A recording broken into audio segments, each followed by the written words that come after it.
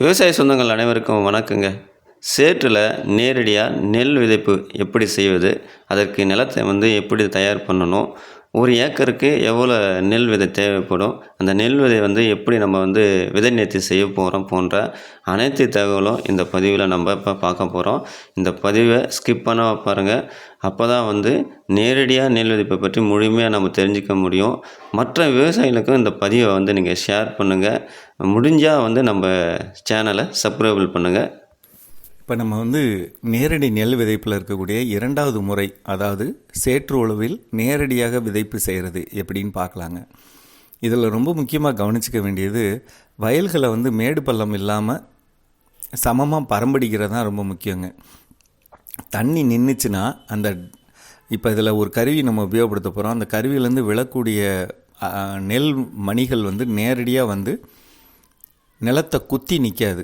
அதுக்கு எப்படி குத்தி நிற்கணும் அப்படின்னா, நெல் பாதி பூமிக்குள்ளே நுழைஞ்சு சாய்வாக இருக்கிற அளவுக்கு நல்லா குத்தி நிற்கணும். அப்படிங்கிறப்ப 2 காரியத்தை கவனிக்கணும். மண் நல்ல மைதா மாவு மாதிரி நல்லா பொலன்னு இருக்கணும். அதில் நம்ம போதுமான அளவு ஈரம் இருக்கணும். ஈரம் இருக்கிறப்ப நெல் விழுந்தால் மண்ணில் குத்தி நிற்கும். சரிங்களா? இதுதான் முக்கியம். ஏன்னா அங்கங்கே தண்ணி இருந்தால் சீராக முளைக்காமல் போயிடும். அதை மட்டும் நம்ம பார்த்துக்கலாம். இப்போ நம்ம நேரடி நெல் விதைக்கிறதுக்கு நமக்கு ஒரு கருவியை பயன்படுத்த போகிறோம். தமிழ்நாடு வேளாண்மை பல்கலைக்கழகம் வடிவமைச்சுள்ள இந்த கருவியில் பார்த்திங்கன்னா 20 சென்டிமீட்டருக்கு இடைவெளியில் அந்த நெல் விழுகிற மாதிரி அமைப்பு இருக்குங்க. 4 உருளை இருக்கும். அந்த 4 உருளையில் இருந்து ஒவ்வொரு உருளையிலும் 2 துளைகள் இருக்கும். அந்த துளைகளோட வழியாக அந்த விதைகள் விழும். அது ஒரு தடவை அந்த கருவியை இயக்கும்போது 4 உருளையும் உருளும்போது 8 வரிசையில் நெல் விழும். அப்படி விழுகும்போது நமக்கு சீரான இடைவெளியில் நெல் விழுங்க. ஒரு ஏக்கருக்கு 10 கிலோ விதை நெல் இருந்தால் போதுங்க. இந்த விதை அமைப்பில் கொஞ்சம் பெரிய வயலாக இருந்ததுன்னா அந்த வயலோட கடைசி பகுதியில் வேஸ்ட் ஆகிற அந்த விதை நெல்லும் நமக்கு மிச்சமாக இருப்ப 8 கிலோ விதை இருந்தாலே சரியாக வருங்க. இப்போ விதைகளை பக்குவமாக எப்படி முளைக்க வைக்கணும் அப்படின்னு பார்க்கலாங்க. இப்போ நம்ம வச்சுருக்கக்கூடிய 10 கிலோ விதை நெல்லை ஒரு சாக்கில் போட்டு 24 மணி நேரம் தண்ணியில் ஊற வைக்கலாம். அதுக்கு முன்னாடி அந்த விதைகளை நல்லா கழுவிடலாம். கழுவுனதுக்கப்புறம் அந்த தொட்டிக்குள்ளே இப்போ நம்ம இந்த 10 கிலோ விதையை நம்ம போட்டிருக்கோம் அப்படின்னா அதில் 100 கிராம் அளவுக்கு சூடோமோனாஸ், குறைந்தபட்சம் 1/2 கிலோ அளவுக்கு அசோஸ்பைரிலம், ஒரு 200 கிராம் பாஸ்போபாக்டீரியா, இந்த அளவுக்கு நம்ம போட்டு இந்த விதை நல்லா ஊற வைக்கலாங்க. ஒரு நாள் முழுசும் ஊற வைக்கலாம். ஊறி முடிஞ்சதுக்கப்புறம் அந்த விதைகள் எடுத்து, ரொம்ப முக்கியமான விஷயம், ஒரு இருட்டறையில் வைக்கணுங்க. சரிங்களா? அதில் வெளிச்சம் வர வேண்டியதில்லை. வெளிச்சம் வந்ததுன்னா முளைச்சிடும். சரிங்களா? வெளிச்சம் வராமல் இருந்தது அப்படின்னா ஓரளவுக்கு முளைப்புக்கான ஒரு உந்துதல் மட்டும் அந்த நெல்லில் இருக்குங்க. அந்த அமைப்பை வச்சுக்கலாம். இப்போ விதைப்பு கருவியில் நம்ம என்ன விதைக்கிறதுக்கு முன்னாடி நம்ம அந்த நிலத்தை சரி பண்ணுறது ரொம்ப முக்கியங்க. 7 மணி நேரம் 8 மணி நேரத்துக்கு முன்னாடியே அதில் அந்த வயலில் இருக்கக்கூடிய தண்ணியை வடிச்சிடணும். நம்ம ஏற்கனவே வயலில் சேடை ஓட்டி வச்சுருந்தோம் அப்படின்னா அதில் இருக்க தண்ணியை வடிச்சிடணும், பரம்படித்து நம்ம பார்த்தோம்னா அப்படியே ஒரு பெட்டு மாதிரி, ஒரு கேக் மாதிரி இருக்கணும். அப்படியே எந்த விதமான தண்ணி நிற்காமல் ஒரே சமமாக இருக்கிறது ரொம்ப நல்லதுங்க. அப்படி பக்குவமாக இருக்குன்னா இந்த விதைப்பு கருவியை நம்ம பயன்படுத்தலாம். இந்த விதைப்பு கருவியில் ரொம்ப கவனம் வச்சுக்கலாங்க. இதை எப்படி பயன்படுத்துகிறேன்னு பார்க்கலாம். இந்த விதைப்பு கருவியில் 4 உருளை இருக்கும். ஒவ்வொரு உருளையிலையும் ஒரு நெல் போடுறதுக்கு ஒரு மூடி இருக்கும். அந்த மூடியை திறந்து நெல் விதைகளை ஒரு பாதி அளவுக்கு கொட்டலாம். முழுசாக கொட்டிடக்கூடாதுங்க. நெல் விதைகள் முழுசாக உழுகாமல் போயிடும். ஒரு பாதி அளவுக்கு கொட்டிக்கலாம். அப்புறம் அதை நல்லா மூடிடணும். கொட்டினதுக்கப்புறம் நல்லா மூடிடணும். மூடினதை நம்ம நிலத்தோட ஒரு ஓரத்தில் இந்த கருவியை வச்சுட்டு இழுக்கிறோம் அப்படின்னா ரொம்ப பொறுமையாக இழுக்கணும், மெதுவாக இழுக்கணும். அதாவது எப்படி இழுக்கணும்னா, 1 மணி நேரம் நடந்தால் 1 கிலோமீட்டர் தான் போவோம் அப்படிங்கிற அமைப்பில் நம்ம இழுக்கணும், மெதுவாக இழுக்கணும். அப்போ தான் அந்த சீரான இடைவெளியில் உழுகும்.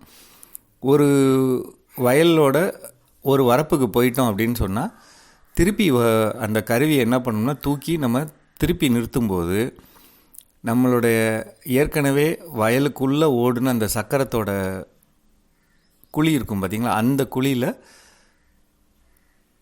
திருப்பி ஓடி வர்ற மாதிரி அமைப்பில் நிறுத்திக்கணும். அப்போ அந்த உருளையோட இன்னொரு பக்கத்தை, உருளையோட அந்த கருவியோட இன்னொரு டயரை கொண்டு வந்து அது மேலே வைக்கிற மாதிரி பார்த்துக்கணும்.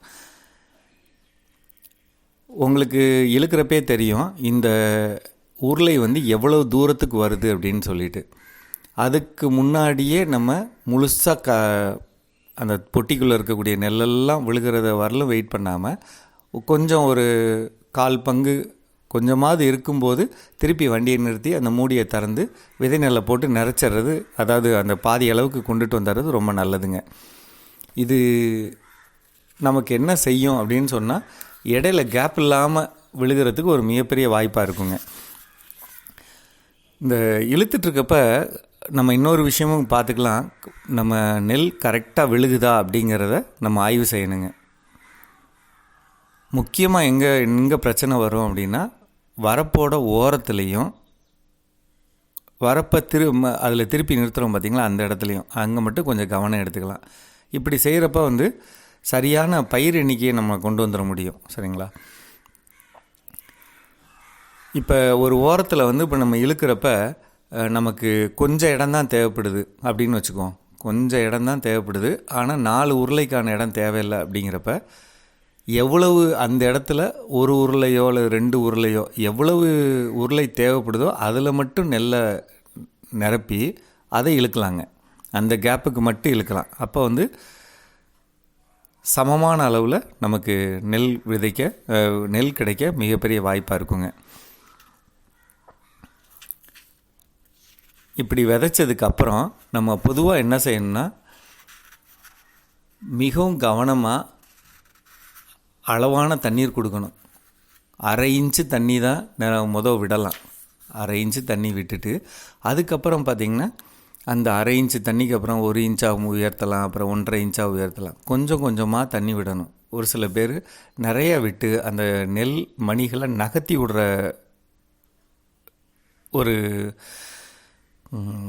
ஒரு சூழ்நிலையை பார்க்குறோம். அப்படி பண்ணக்கூடாது. சரிங்களா? ஃபஸ்ட்டு 5 நாளைக்கு ஒரு 1/2 இன்ச்சு தண்ணி, அப்படி தண்ணி இருந்த மாதிரி இருக்கணும், இல்லாத மாதிரி இருக்கணும். அந்த மாதிரி அமைப்பு வச்சுக்கலாம். 5 நாளைக்கு அப்புறம் அது நல்லா செட் ஆகிடுச்சு அப்படிங்கிறப்ப நம்ம அதை அதுக்கப்புறம் கொஞ்சம் தண்ணீரை உயரமாக கட்டலாம். நம்ம எப்பவும் செய்கிற 5 சென்டிமீட்டர் உயரத்துக்கு கட்டலாங்க. இதில் ஏதாவது ஒரு இடத்துல நமக்கு விதைகள் சரியாக விழாமல் போயிருந்து, ஏதாவது குறைபாடு இருந்து, பறவைகள் கொத்திட்டு போயிருந்து அப்படி இருந்ததுன்னா விதைகளை நம்ம அந்த இடத்துல ஊனி வைக்கலாம். அதை குறைந்தபட்சம் அந்த குறுகிய காலத்தில் ஒரு 15லேருந்து 20 நாளைக்குள்ளே அந்த இடத்துல விளைந்த நெல், அதாவது இந்த ஓரக்காலில் கொஞ்சம் அதிகமாக விளைஞ்சிருக்குன்னா அதை எடுத்து கொண்டு போய் அந்த இடத்துல நட்டு வைக்கலாம். பொதுவாக அந்த நேரடி நெல் விதைப்போட ஒரு முக்கியமான பிரச்சனைன்னா களை.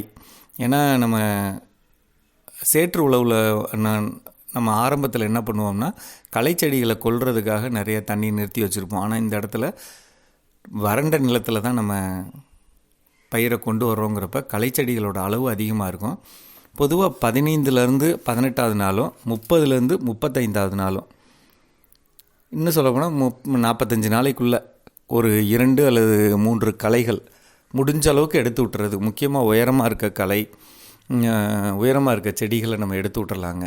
அதை மட்டும் செஞ்சால் போதும். தயவுசெய்து களைக்கொல்லி பயன்படுத்த வேண்டாம். களைக்கொல்லி பயன்படுத்தினா 2 விஷயங்க, நம்ம பண்ணக்கூடிய இயற்கை விவசாயமும் கெட்டு போயிடும், விளைச்சலும் நமக்கு வராது. பொதுவாக 62 மூட்டை அப்படிங்கிறப்ப நம்ம எந்த வகை நெல்லாக இருந்தாலும் சராசரியாக 35லேருந்து அதிகபட்சம் 48 மூட்டை எடுக்கணுங்க. 35ங்கிறது கம்மி. பொதுவாக கணக்குப்படி அரசாங்கம் சொல்லியிருக்க கணக்குப்படி பார்த்திங்கன்னா 39லேருந்து 46 மூட்டை நெல் எடுக்கணும் ஒரு ஏக்கரில். இது சராசரி அளவு. இதுக்கு மேலே கூட எடுத்தவங்களும் இருக்காங்க. ஆனால் இதை எடுக்கணும்னா அந்த அளவுக்கு நம்ம கவனம் செலுத்தி எடுக்கணும். பார்த்துக்கங்க. இதில் ஏதாவது சந்தேகங்கள் இருந்தால் தயவுசெய்து கேளுங்க. என்னுடைய தொலைபேசி எண் 99 444 50 552. நன்றிங்க.